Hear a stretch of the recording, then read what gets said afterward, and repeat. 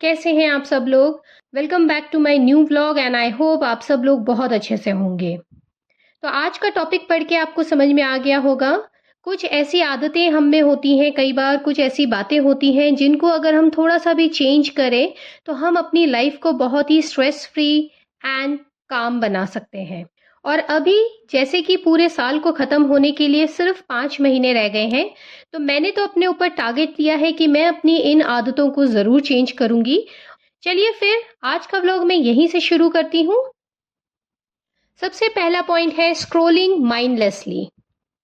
आज के टाइम पे सोशल मीडिया का हमारी लाइफ पे इतना ज़्यादा इम्पोर्टेंस हो गया है कि हम 2 मिनट के लिए भी घर पे हो या कहीं भी हो बिना फ़ोन के रह ही नहीं सकते हैं।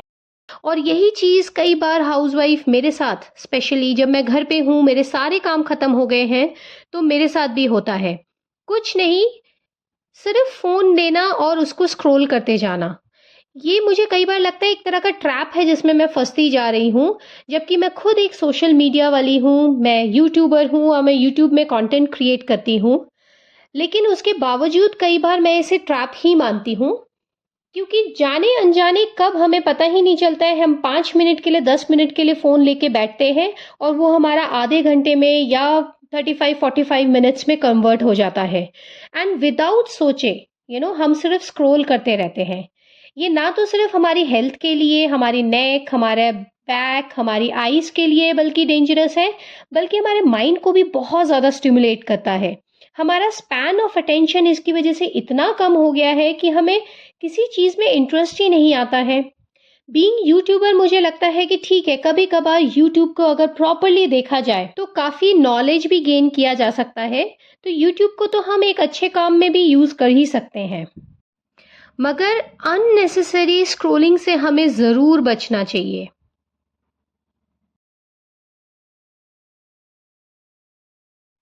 मेरा नेक्स्ट पॉइंट है कंटिन्यूअसली ऑन योर टोज़।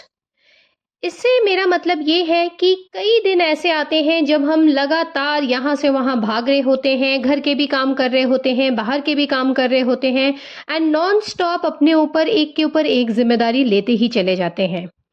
मतलब कि मल्टीटास्किंग। हम लेडीज़ को आदत होती है एक टाइम पे बहुत कुछ करने की। हम फ़ोन पे बात कर लेंगे, खाना बना लेंगे, उसी टाइम पे हम लोग बच्चों के प्रोजेक्ट पे भी हाथ डाल लेंगे और कपड़े भी धोने लग जाएँगे। बेसिकली इतने सारे काम मल्टीटास्किंग करने की कोशिश करने लग जाते हैं, जिसकी वजह से ना तो हम एक काम पे फ़ोकस कर पाते हैं और कोई भी काम पूरा नहीं कर पाते हैं अच्छे से। और आई एम श्योर ये हम सब लेडीज़ के साथ कभी ना कभी ज़रूर होता है। अर्ली मॉर्निंग्स का टाइम बहुत भागा-दौड़ी का होता है या इवनिंग टाइम होता है किसी का। बेसिकली हमारे पूरे दिन में कोई ना कोई एक टाइम ज़रूर आता है जब हम बहुत सारे काम इकट्ठे कर रहे होते हैं और जाने-अनजाने ही ये सिचुएशन हमारे सामने आती है और उसकी वजह से हम किसी भी काम को अच्छे से नहीं कर पाते हैं। बट मैंने अब अपने ऊपर इस चीज़ पे बहुत ज़्यादा वर्कआउट करना शुरू किया है कि मुझे स्लो डाउन होना है। एक टाइम पे एक ही काम करने की कोशिश करती हूँ जिससे कि मैं थोड़ी काम हो सकूँ, थोड़ा स्ट्रेस फ्री रह सकूँ और एक काम को जस्टिफाई कर सकूँ अच्छे से।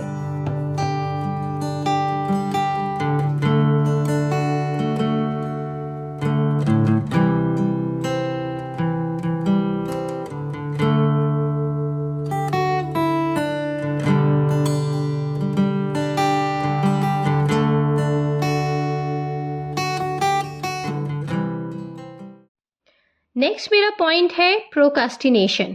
मतलब कि किसी भी काम को अभी ना करके बाद में करने की कोशिश करना, है ना? हर वक्त क्या होता है, जो भी काम हमें थोड़े बोरिंग लगते हैं और बहुत ज़्यादा टाइम कंज्यूमिंग लगते हैं, तो हम हमेशा कोशिश करते हैं कि उसको बाद में कर लेंगे। हमारा मन, हमारा जो माइंड है वो हमें यही बोलता है कि जो काम जल्दी हो सके, जो हमें इंटरेस्टिंग लगता है, उन काम के लिए तो हम बड़े मज़े से टाइम निकाल लेते हैं और उनको पूरे दिन में जल्दी-जल्दी कर लेते हैं। लेकिन कुछ काम ऐसे होते हैं हाउसवाइफ्स के जो डेली के होते हैं और वो इतने मोनोटोनस होते हैं कि हम उनसे बोर होके ना उसको छोड़ते चले जाते हैं। जैसे कि मेरे लिए ये कपड़ों को फ़ोल्ड करना बहुत ही बोरिंग काम है। लेकिन यही जो हैबिट है वो बाद में जाके इतने काम को बढ़ा देती है, ये छोटी-छोटी चीज़ें पाइल्ड अप होती जाती हैं और आगे चल के हमें ज़्यादा स्ट्रेस देती हैं। फिर हमें इन सब को करने के लिए एक्स्ट्रा टाइम निकालना पड़ता है। नेक्स्ट पॉइंट है इग्नोरिंग आवर फीलिंग्स। ऐसा कई बार होता है कि हमारी लाइफ में ग्लूमी डेज भी आते हैं जब आप बहुत लो फील कर रहे हो या आप लोनली फील कर रहे हो, सैड फील कर रहे हो और समटाइम्स फ्रस्ट्रेशन भी आता है और आपको रीज़न नहीं पता होता है कि ऐसा क्यों हो रहा है आपके साथ। तो इन फीलिंग्स को इग्नोर करना, अवॉइड करना या पुश कर देना या फिर डिस्ट्रैक्ट करना, ये कहीं का भी कोई सल्यूशन नहीं है और ये चीज़ मेरे साथ भी बहुत बार होता है। इसलिए अब मैंने अपने ऊपर काम करना शुरू किया है। जब भी मैं इस तरह का कुछ फ़ील करती हूँ, मैं थोड़ी देर बैठती हूँ और एक्नॉलेज करती हूँ कि हाँ, ये कॉमन है कि कई बार कुछ ना होते हुए भी आपको थोड़ा-सा लो फ़ील हो रहा होता है किसी दिन, आपको थोड़ा-सा सैड फ़ील हो रहा होता है। तो मुझे लगता है इन फीलिंग्स को एक्नॉलेज करके उसके ऊपर वर्कआउट करना ज़्यादा ज़रूरी है। जैसे कि कई बार अगर मुझे बहुत सैड फील हो रहा होता है तो मैं एक ना सैड सॉन्ग ही सुन लेती हूँ, थोड़ा रो लो और अपने मन को हल्का कर लो। अब रीज़न क्या होता है ये तो पता नहीं होता है, लेकिन इसे हार्मोनल चेंजेस कहें या जो भी कहें, हम लेडीज़ के साथ होता ज़रूर है।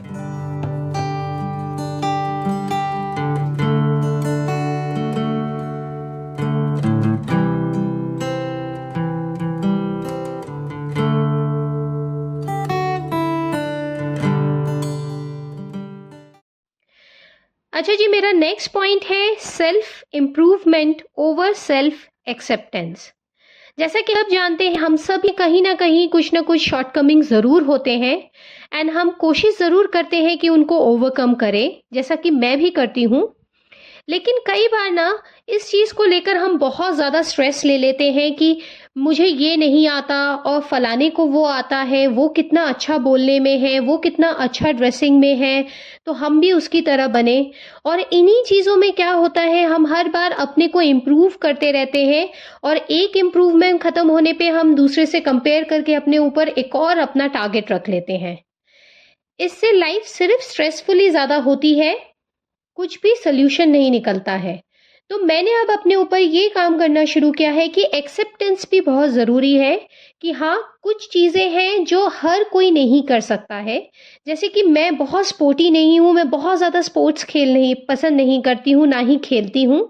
तो मैंने एक्सेप्ट कर लिया है कि ज़रूरी नहीं अगर मेरे फ्रेंड्स बहुत अच्छे हैं स्पोर्ट्स में and they like to play, तो मुझे भी वही बनना है या वैसा बनना है। मुझे लगता है सेल्फ एक्सेप्टेंस कुछ मायनों में बहुत ज़रूरी है एक काम और एक सटल और एक स्ट्रेस फ्री लाइफ के लिए।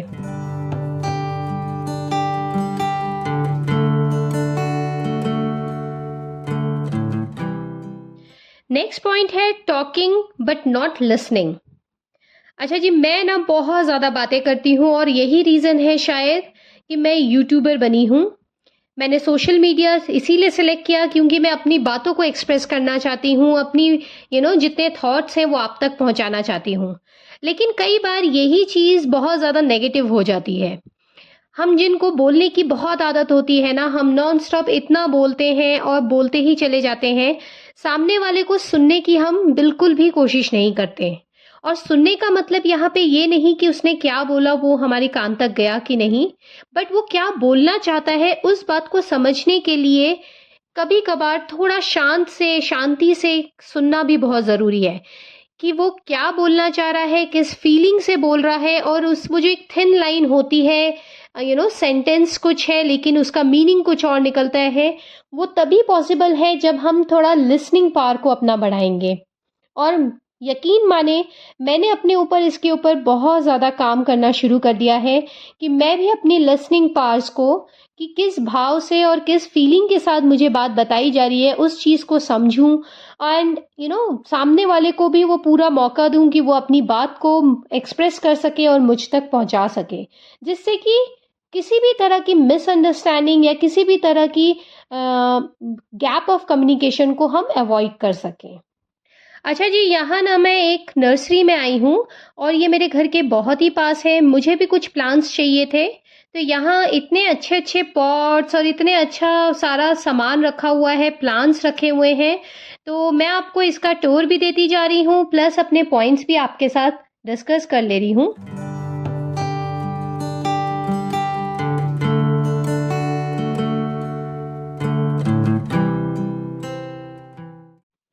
मेरा नेक्स्ट पॉइंट है ऑलवेज कंप्लेनिंग और फीलिंग विक्टिमाइज्ड। ऐसा ना मेरे साथ पहले बहुत होता था कि कभी किसी पास्ट में, किसी ज़माने में कभी किसी ने मुझे कुछ बोल दिया हो या मेरे साथ कुछ किया हो और मैं उसे भूल ही नहीं पाती थी। उसको बार-बार सोचना, उसी के बारे में ओवरथिंकिंग करना एंड मेरे साथ क्यों हुआ, अपने आप को ऐसा विक्टिमाइज़ फ़ील करना कि मेरे ही साथ क्यों हुआ, ये सारी फीलिंग आने लगती है और हम ये समझने लगते हैं कि हम ही विक्टिम हैं, हर कोई हमें ही ब्लेम कर रहा है और हमसे ही उनको प्रॉब्लम है। लेकिन ऐसा बिल्कुल भी नहीं है। जब मैं सबसे बात करती हूँ अपने फ्रेंड से, फैमिली मेंबर्स, तो मैंने ये रियलाइज़ किया है कि एक्चुअली हर किसी की लाइफ में ये पॉइंट ज़रूर आता है कि हम अपनी कुछ पास की बातों को ना भूल ही नहीं पाते हैं। किस फलाने ने हमारे साथ क्या किया है, उन बातों को लेकर हम हमेशा ओवरथिंकिंग करते हैं और इससे हमारी मेंटल हेल्थ बहुत ज़्यादा इम्पैक्ट होता है। इस वजह से हमारा माइंड भी कभी भी रिसेप्टिव नहीं हो पाता है और हम पॉजिटिव चीज़ों को ना एक्सेप्ट नहीं कर पाते हैं। तो मैंने तो अपने ऊपर इस बहुत काम करना शुरू कर दिया है और मैं बिना सिग्निफिकेंट वाले कोई भी बातों पे डिस्कस करना, उसके ऊपर अपने फ्रेंड्स या फैमिली मेंबर्स के साथ घंटों घंटों फ़ोन में टाइम पास करना एकदम बंद कर दिया है। मुझे समझ में आ गया है ये चीज़ें कहीं भी किसी भी तरीके से हमारे लिए हेल्पफुल होती ही नहीं है।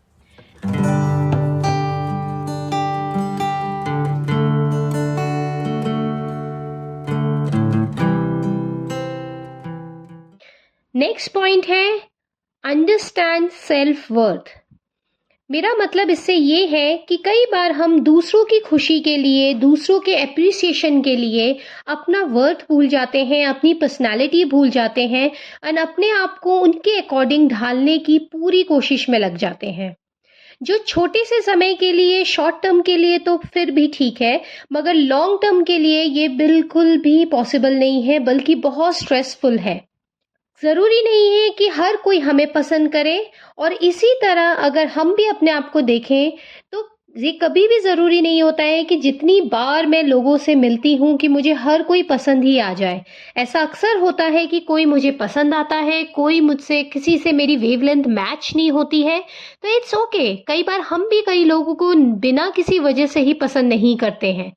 तो कोई हमें अगर किसी वजह से लाइक नहीं कर रहा है और हमारी वेवलेंथ मैच नहीं कर रही है, तो मेरे हिसाब से ये एब्सोल्युटली फाइन है, ये बहुत नॉर्मल है। इसलिए हमें पूरी तरह से चेंज हो जाना या फिर अपने सेल्फ वर्थ को ना समझना, ये बिल्कुल भी ठीक नहीं है। नेक्स्ट पॉइंट है only wanting best for others but not for ourself. ऐसा बहुत बार होता है कि हम बहुत गिल्ट फील करते हैं जब हम अपने लिए कुछ करने की कोशिश करते हैं और ये इसलिए होता है क्योंकि हमें लगता है हम वर्थ नहीं है उस टाइम, मनी या एफर्ट के लिए। हम हमेशा ट्राई करते हैं कि हमारे फैमिली मेंबर्स के लिए हम बस से बस करें।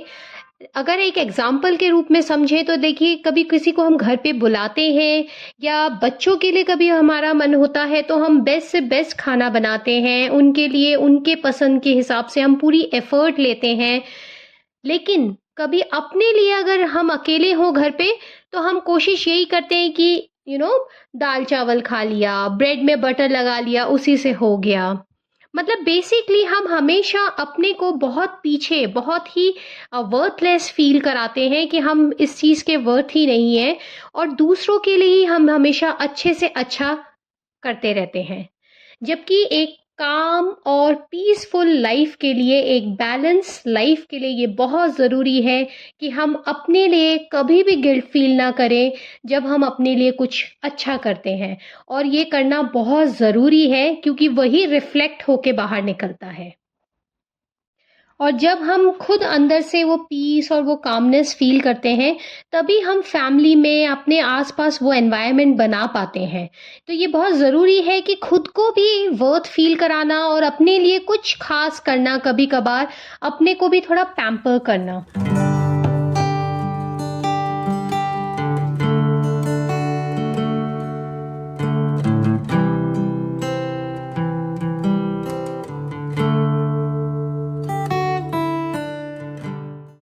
लास्ट पॉइंट जो कि बहुत ही इम्पोर्टेंट है वो है फॉरगेटिंग ग्रैटिट्यूड।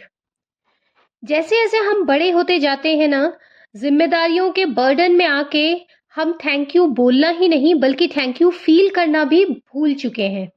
और सिर्फ इस ग्रैटिट्यूड को फील करने से ही आपके आसपास जो एनवायरनमेंट एकदम से पॉजिटिव हो जाता है।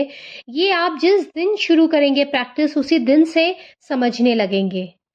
इस ग्रैटिट्यूड को फील करना और इसको एक्सप्रेस करने की हैबिट को मैंने पिछले 3-4 सालों से अपने में इम्प्लीमेंट किया है और मैंने इसमें इतना सिग्निफिकेंट अपने में इम्प्रूवमेंट देखा है कि मैं आपको रेकमेंड करूंगी कि एटलीस्ट इस एक पॉइंट को अपने अंदर लाने की कोशिश कीजिए और देखें आपकी लाइफ कितनी काम एंड स्ट्रेस फ्री हो जाएगी। एकदम से सारी चीज़ें सॉर्ट आउट हो जाती हैं जैसे ही आप किसी के लिए या किसी के खातिर थैंकफुल फील करने लगते हैं, ग्रैटिट्यूड फील करने लगते हैं।